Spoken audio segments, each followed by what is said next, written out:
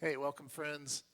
Here we are studying Matthew 16, and we just finished an encounter where the Pharisees and Sadducees demanded a sign, wanting Jesus to prove himself, of course.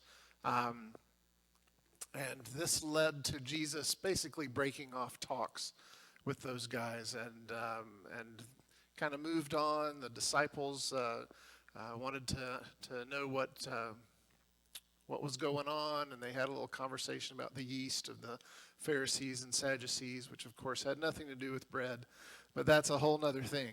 Um, so, just in general, the backdrop is Israel rejecting Jesus. This was the clash of the two kingdoms that Matthew's been building all along. We see Israel refuse to recognize Jesus. And again, there's a lot of people who think he's cool, who are interested, but the ones who have placed their faith in him, it's a pretty small group. And so Israel as a group, as a nation, has turned their back on Jesus. And so what we see now is him establishing in a kind of more official way, he's been doing this all along, establishing a new community that's based entirely on recognizing and confessing who he really is. It's about identity, and that's why he brings this up. Here's something that would not be obvious just from reading our text today. I found this interesting. I hope you agree, but the setting is Caesarea Philippi. It's just a place to us, right? But for the Jewish reader and for the people of that time, this would have been a significant thing for a few reasons. Early on in history, this had been the center of a Baal cultic center. It was a place where Baal worship was very big. So there's that in kind of the ancient times. During the Hellenistic period, this area was all actually called Panias, because it was a place for worshiping Pan, the Greek god. And then, some years later, Herod the Great built a huge temple to Caesar Augustus. That's called brown-nosing where I'm from. And he renamed it Caesarea.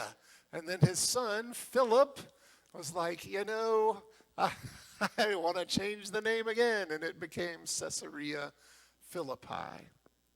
So this had a great backdrop.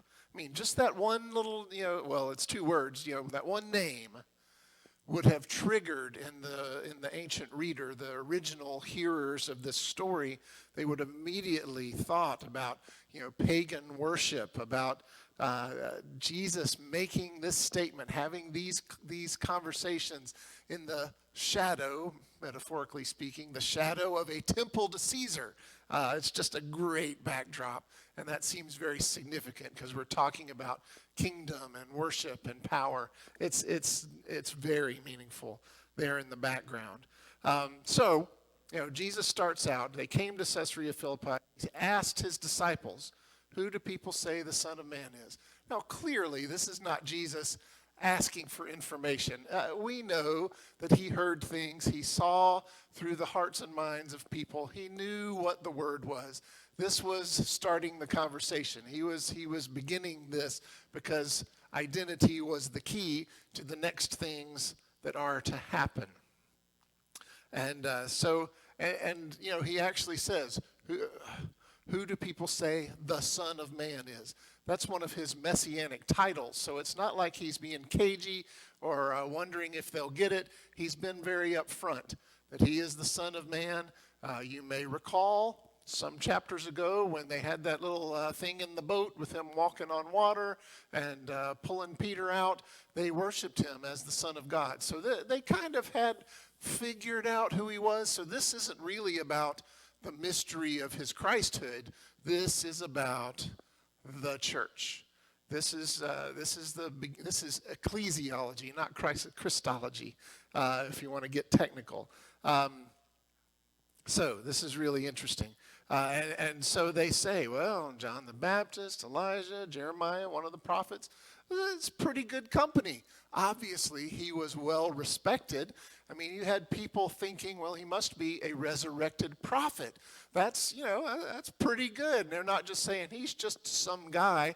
He's just a prophet, one of the prophets. Jeremiah, for instance, Elijah, who didn't actually die, John the Baptist, who everybody knew had died. So that's interesting in itself that they're thinking, well, the best explanation for this guy is that he's a prophet come back to life. He had impressed some people, but they still weren't believers. That's the thing that's just kind of head scratcher if they thought that highly. And then he makes an emphatic switch. And I'm sure you've read this. You've probably studied it several times. It's really important because there's the word on the street. That's fine. But what really matters in this conversation, in our conversation, is who do you say that I am? Who is Jesus to you? Each of us have to decide that at some individual level, don't we? We can't rely on what our parents said Jesus was, what we hear others say. It really has to come from us. And so, what about you? And again, that's a plural. He's speaking to his whole team here. What about you? Who do you say that I am? And like he often does, Peter steps up to speak for the group.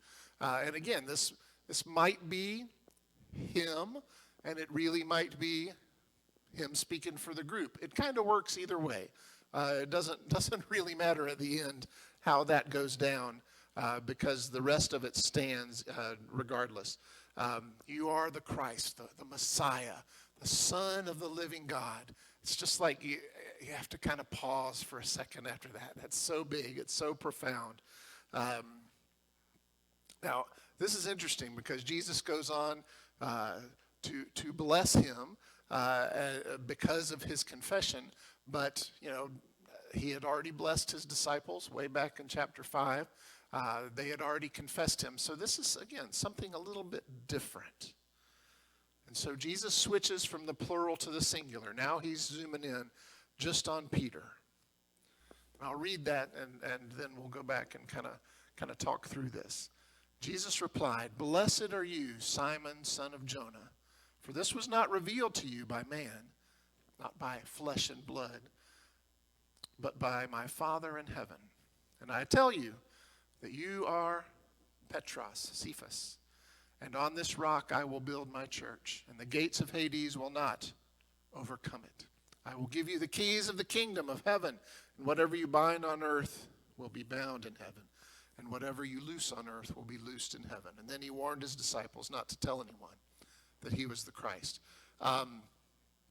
So he is giving Peter a unique role in the founding of this new community that he's been working towards, as we see the original community of Israel turning away. And as Baptists, just a little historical side note, we would say this was a unique and unrepeatable role that Peter had. Some Catholic defenders of the faith, this started 100, maybe 200 years after the fact, but they started saying, hey, look right here.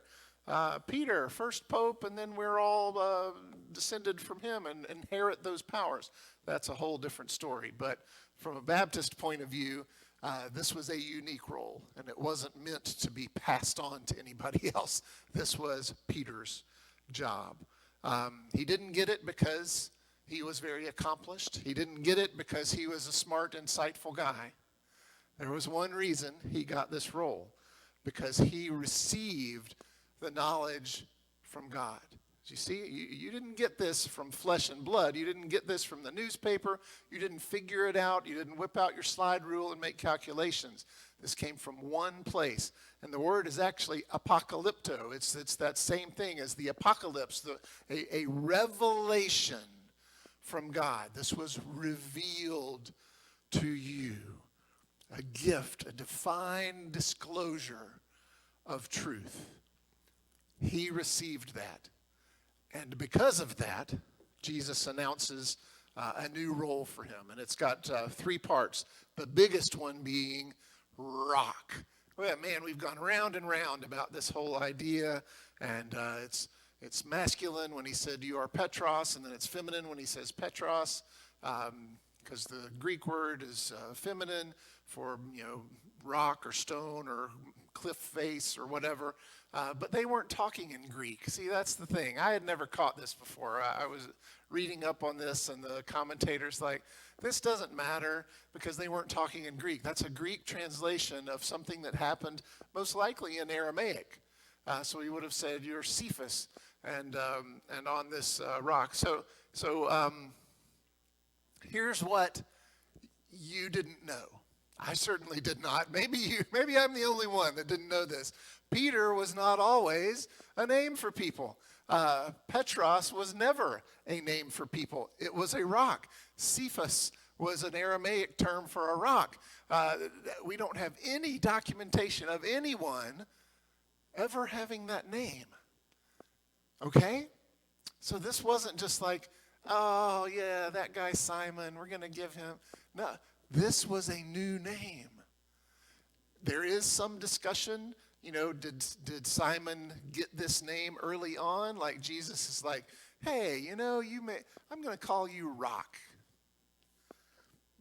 Maybe he did, because he was kind of dense sometimes. Or it might have been this very minute, in this scene that Jesus gives him that name. Or they might have called him Rock jokingly, and now suddenly that name means something. We don't know, and maybe it's not all that important. But the new name, yeah, that's really important. That's big, because this was an Abram moment. This was a moment when he was given a new calling and given a new name to go with it. Just like Abram and Sarai became Abraham and Sarah as they embarked on their new journey. Simon became Peter, became Petros, became the Rock. In the Message, Eugene Peterson calls him Rock Johnson. He's the son of John. It's actually Jonah, but close enough.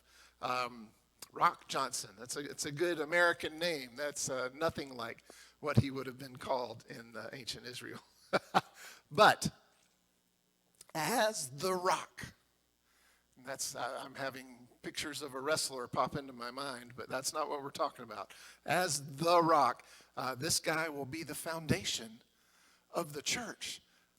That's pretty amazing. That's a stupendous role to have, to be part of the groundwork of the church. But don't forget, Peter is not the church or the driving force behind the church. Jesus is the builder of the church. Peter is a tool in his hands. He's something that allows himself to be used to build the church.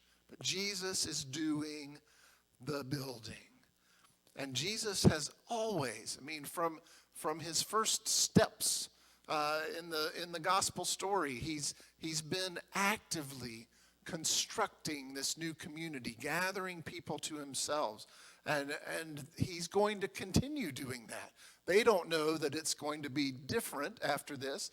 They don't realize that he's going to step back and ascend to heaven while they move on. They don't get that yet. But he is in the process, whether present earthly or not, in the process of building the true lasting temple composed of the true people of God. You may recall that Jesus actually says, I think this comes later, but he says, this temple, it's all going to be torn down. All of Jerusalem, not one stone standing on top of another. And, people were pretty furious at him. He saw that coming. He knew that the earthly temporal temple wouldn't last. And he was building a true temple that would. Seems important to me. And so, when we get him saying, I tell you, you are Cephas, you are Petros, and on this Petra I will build my house. Petra, it's the exact same word when he told the story about the wise man who built his house on rock. That's the word Petra. When Jesus is crucified and he's put into a tomb hewn out of the rock, That's the same word. It's rock, just rock. But it's interesting that Peter confesses Jesus. He says, "You are the Christ." And Jesus kind of confesses him back. "You are the rock." Isn't that neat? It's kind of this little mirror image thing. You're the rock, you're the Christ. And then he talks about the church he's going to build, the ecclesia. And it's not a word that's all over the place. He only uses it twice in the gospel story here, only twice. But this, he's referring to the renewed people of God. These are not just people who are born into something, not someone with a certain ethnicity or background or culture. These are people that are disciples of Jesus. That's what makes up the ecclesia. They are becoming this new community that sort of takes up the mantle of Israel. Israel was picked to be the vessel of blessing, and they have kind of passed on the role. They have rejected what they were supposed to be, and so this new community is arising that's going to take that up. They're going to be the congregation of Yahweh.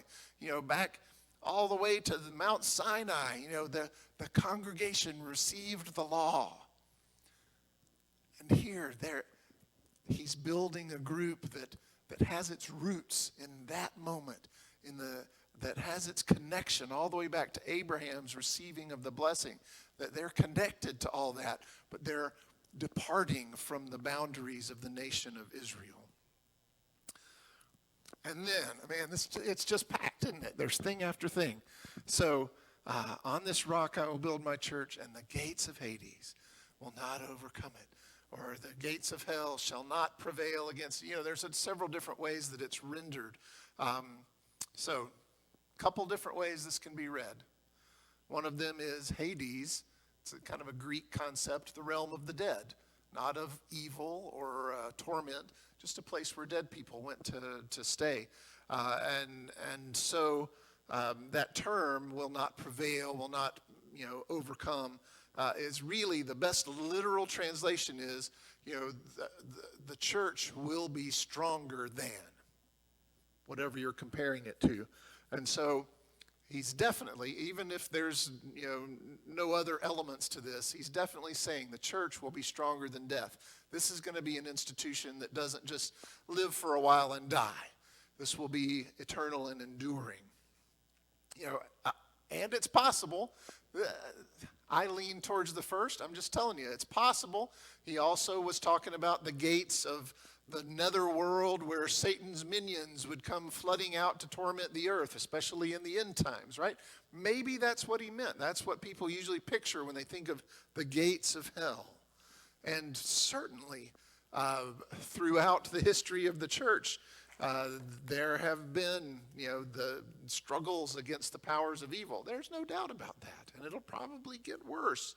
But that whole classic revival imagery of storming the gates of hell, the church, the gates of hell can't prevail against us. We're going to batter them down and free everybody. It's not really said like that. This is not about triumphing over somebody and conquering them and standing with your foot over their dead body. That's not what this is saying, okay? What Jesus is laying out is that there's two kingdoms, okay? There's one that represents death and evil.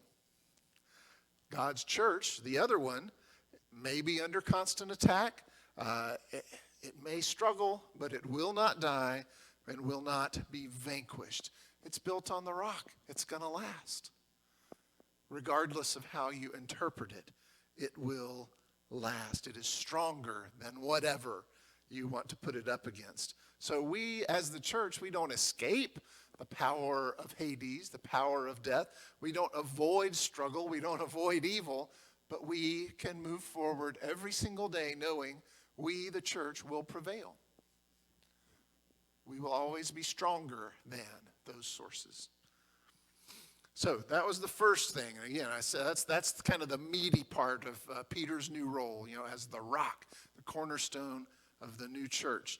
But also, Jesus goes on to talk about, the keys of the kingdom of heaven. That's a confusing phrase too, because historically it's been, oh, you got the keys. You're the only one who can unlock the door. Peter's going to be the one that decides if people go into heaven or not. And there's a lot of fanciful stories and great jokes that involve Peter screening people at the pearly gates. I don't remember Revelation talking about a lock or keys. It's just like a big pearl. But that's not what we're talking about here, okay? And just bear with me, because this is really interesting, and it'll change your mind about how you read that.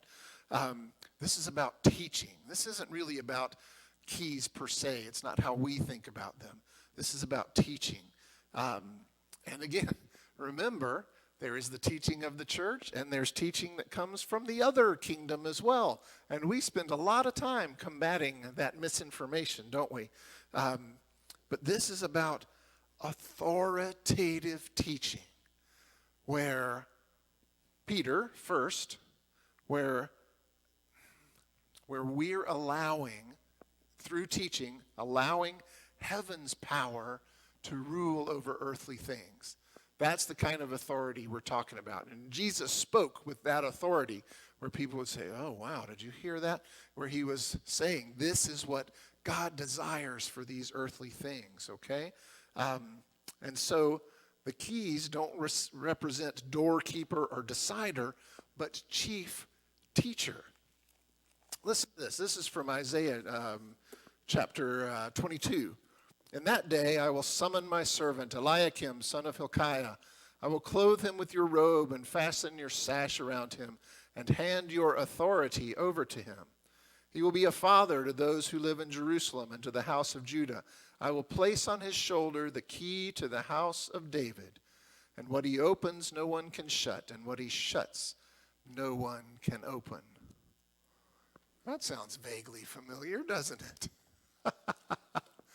See, the keeper of the keys, that concept speaks to the one who has the authority in a household as the administrator and as the teacher of all members. Okay? So that's the head of the household, who's in charge of running it and making sure that good teaching is spread. All right? And the next part goes right along with that. Whatever you bind on earth will be bound in heaven. Whatever you loose on earth will be loosed in heaven. And some religious leaders historically have appropriated that and said, I have that same power and I speak for heaven. You know, if I say you're bound, then God's going to bind you. You know, that's not really what we're talking about here. Those were rabbinic terms. Remember how often Jesus spoke in phrases and concepts and metaphors that were familiar to his original hearers? Well, when rabbis talked about authoritative teaching, like what you can and cannot do, what you're loosed to do and what you're bound not to do, that's this metaphor here, this idea of binding and loosing, interpreting what's allowed by the law and what's prohibited by the law. And so he's just reinforcing that statement with the with the keeper of the keys, is that this is about the authority that Jesus has given him. Remember, because Jesus passed on, the authority he had to his disciples so that they could carry on his ministry. They'd already had some of those conversations. They just didn't understand quite what he meant yet. And then he closes with, don't tell anyone. And really, it's just about the insider part. There's been this theme throughout Matthew. The insiders are the ones who understand the parables. The insiders are the ones who really get who Jesus is. And that's what sets them apart from the outsiders. It's that sense of knowledge. So that's not something that we need to make a big deal about. But here's the thing. So Peter, pretty awesome, hopefully gave you some new thoughts about his role. Really amazing moment for him. But here's what's neat. This was Peter's commissioning, definitely. But at the same time, what if we go back and read this and think Peter's representing all disciples here? He was definitely representing the 12. What if he's representing us as well? What if he is the representation of disciple? And Jesus is speaking to all of us through this.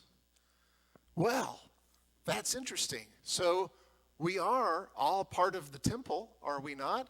We might not get to be the very cornerstone upon which things are built, but we're part of it. We're part of a temple made up of God's faithful going all the way back. That's really incredible. It's an incredible heritage. It's an incredible privilege to be a part of the congregation of Yahweh and all of its history.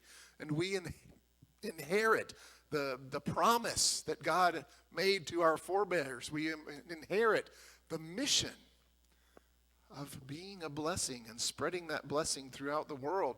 We are promised that we will struggle against evil and death and that we will prevail. We get to receive the revelation from the Spirit of God, where we can understand the true identity of Jesus, not because we're really smart, not because we're highly qualified candidates, but because God speaks to us. God reveals the truth to us.